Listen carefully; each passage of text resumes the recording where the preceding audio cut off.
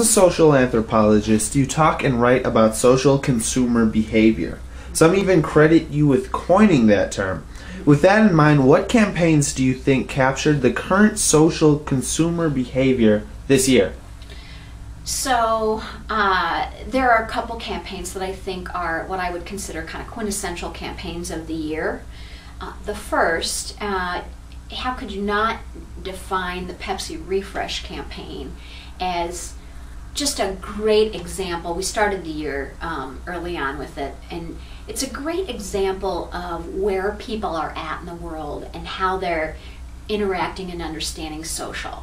The Pepsi Refresh campaign, I was at the Social Ad Summit a week or two ago, and a gentleman from Huge, the agency, who worked on it, one of actually 18 agencies, he said, worked on it because it was such a big effort, shared a lot of nuances and really what the planning was like around it. But I think why the Pepsi Refresh campaign is so important this year is that social, the first big social campaign was the whole presidential election in 2008.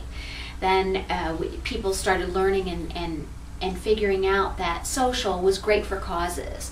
And there have been a few different efforts along the way that have had some success, but this one took money out of the Super Bowl broadcast and put it back into communities at an economically challenging time for our country.